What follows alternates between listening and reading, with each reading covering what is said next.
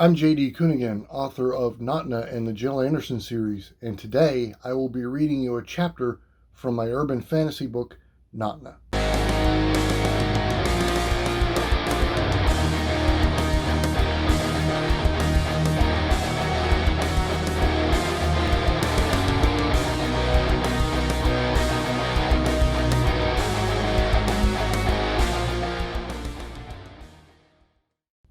Somewhere in the Amazon.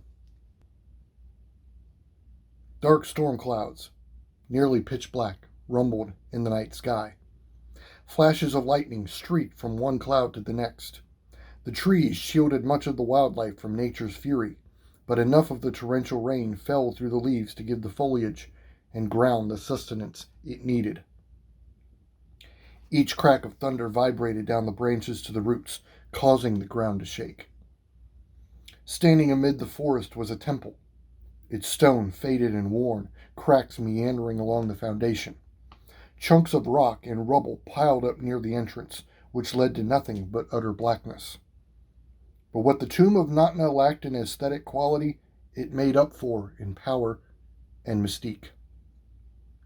The temple had an aura about it, and the native wildlife kept its distance. But the elderly man approaching was no local. Cyan was of Greek heritage, his bronze skin wrinkled with age.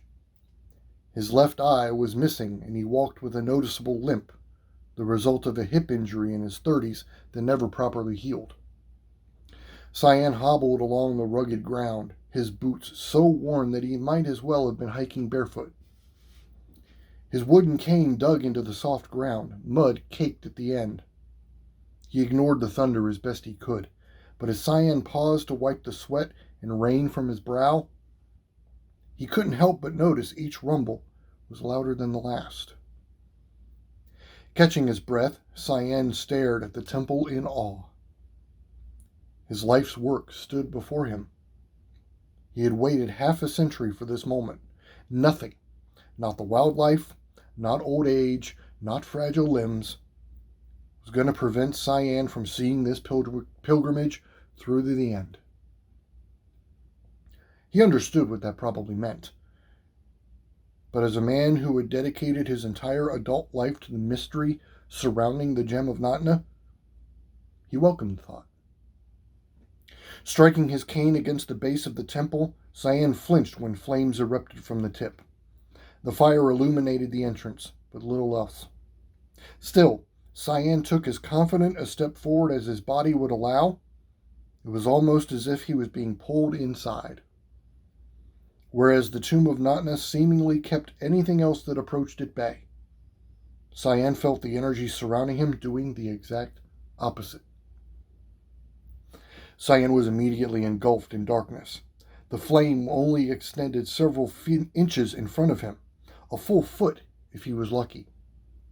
He heard what he thought were faint whispers in the humid, acrid air, but Cyan figured his mind was playing tricks on him due to exhaustion from the lengthy trip and the muggy conditions. Perhaps he should have refilled his canteen down by the river. His throat was dry, and it worsened with each step he took. Cyan's study of the legend of NOTNA dated back to his college days, specifically his undergraduate years at Aristotle of Thessaloniki in the 1960s. Professors had thought him a fool in those days, telling him he was chasing fairy tales. But the prophecies within the Narasnian scrolls had entranced him, so much so that his marriage to Marta, his longtime love, eventually dissolved. In 1985, freshly divorced, or free as Cyan put it, he moved to Brazil and took a teaching job at Universidade Candido Mendes. The locals were a little more welcoming of his theories and his obsession, but Cyan still didn't feel completely accepted, which was why, upon translating the Narasnian scrolls, Cyan had kept their true meaning to himself. But that was fine. Genius was rarely recognized in the moment. Cyan never wanted the gem or its power for himself. His only vice was curiosity. He had to know if the gem of NOTNA did in fact exist before he died, understanding that the discovery itself might be what killed him. After all, they did call this place a tomb. At his age, Cyan welcomed death, not because his life had been fruitless, quite the contrary. But with the hair in his beard ghost white and far more plentiful than whatever was on top of his head. With every step and exercise and pain tolerance, Cyan could feel his body starting to give. At this point, the gem was all that kept him going. The deeper Cyan traveled into the bowels of the temple, the louder the whispers became. He tried to ignore them, but they pierced into his psyche. It was to the point where Cyan was actively listening for them, hoping to glean some meaning. But they were little more than gibberish to the elderly scholar, and he shook his head as he continued his descent. It felt like hours. Cyan had to stop, catch his breath, placing the palm of his hand flat against the stone wall to his left. He felt a cockroach flatten under his palm, ignoring the revulsion of bug guts now slathered onto his skin. He seeks the power, thinks immortality is his for the taking. Cyan jumped and nearly lost the grip on his cane, but the flame died out, leaving him surrounded by pitch black. The voices continued to echo in Cyan's head, but he could no longer make out what they were saying. Beads of sweat trickled down his temple, and Cyan's hands trembled. Keeping his free hand pressed against the wall to guide himself, Cyan started hobbling down the corridor again. Each step was wobbly, his entire body shuddering with effort and uncertainty. After several steps, sheer exhaustion drove Cyan to his knees. His heartbeat thundered in his ears, and a flicker of light finally caught his attention. It was a bright shade of green, almost emerald. The flickers grew more frequent until the light was constant, spilling from the chamber into the end of the walkway. Cyan's heart rate nearly doubled, a surge of adrenaline taking over now that he knew he was near the end of his journey. His muscles ached and his legs screamed for relief, but Cyan could not stop until he reached the mouth of the chamber. The light was blinding at this point, engulfing the entire room in its bright hue. His worthiness has not yet been tested. His presence was not foreseen.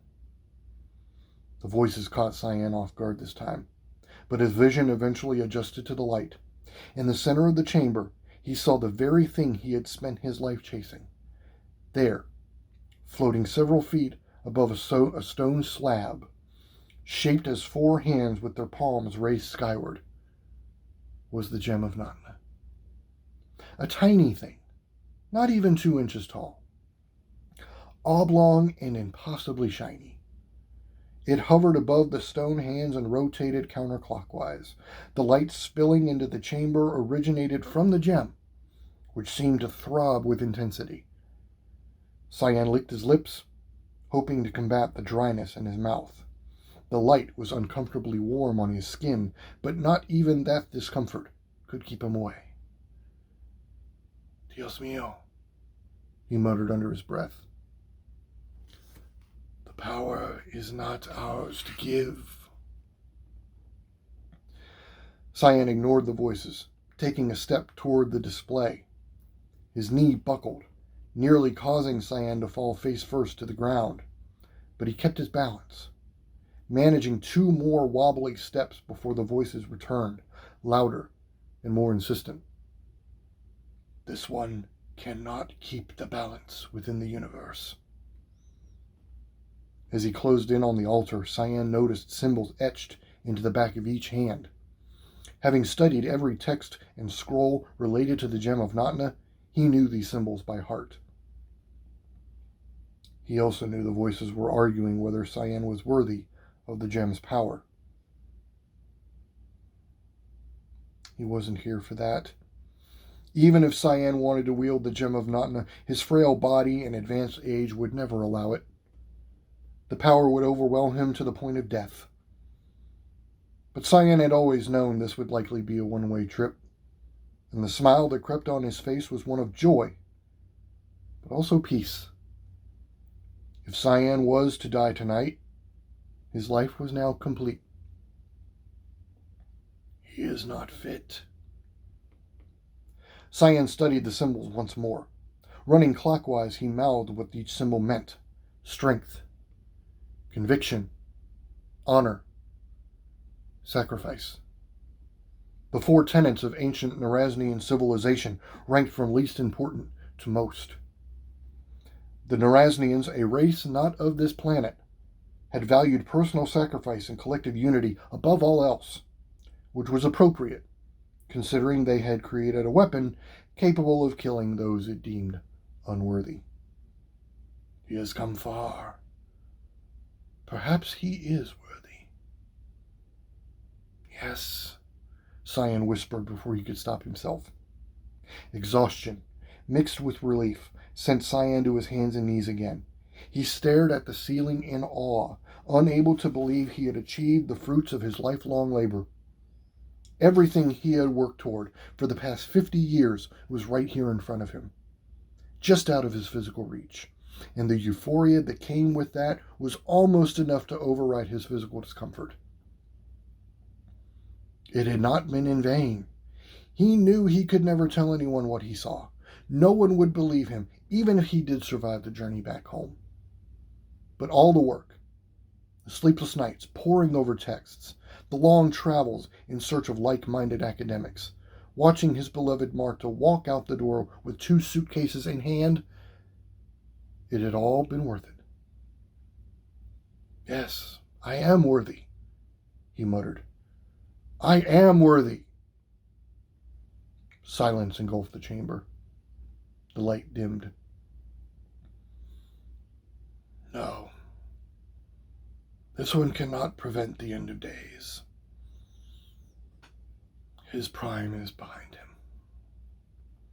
The admonishment, true though it was, hurt like a kick to the stomach.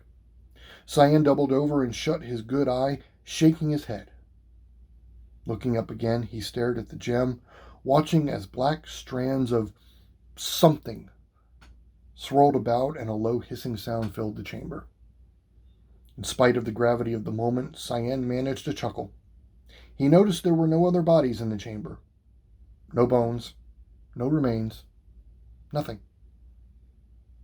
If the gem killed all those who were unworthy, shouldn't the chamber be littered with dead bodies? Cyan wasn't the first to be rejected, was he? You are brave, old one. Perhaps in another time. The emerald light brightened once more, engulfing the chamber and burning into Cyan's flesh. He gritted his teeth and clenched his hands. This was pain unlike anything he had experienced before. He felt his insides burning. A loud crash from behind startled him.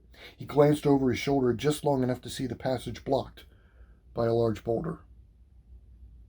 This is not the one.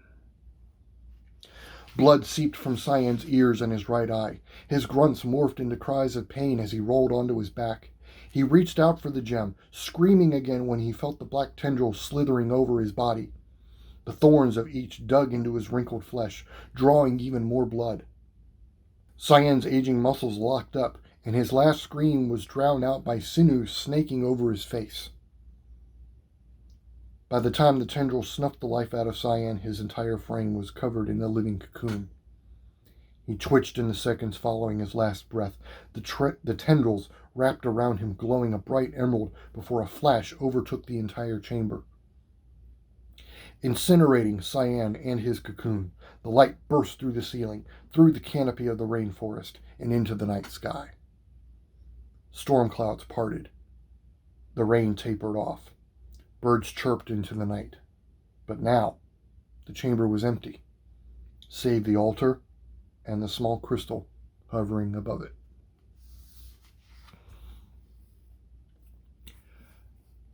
NOTNA is available on Kindle, Barnes & Noble Nook, Kobo, Apple iBooks, Smashwords, and in paperback. Like what you saw today? Click the like button and subscribe to this channel so you can be notified whenever there's a new video. And be sure to visit jdcuneganbooks.com to check out my work and follow me on Facebook, Twitter, and Instagram. Links are down below in the video description. Be safe and be good to each other.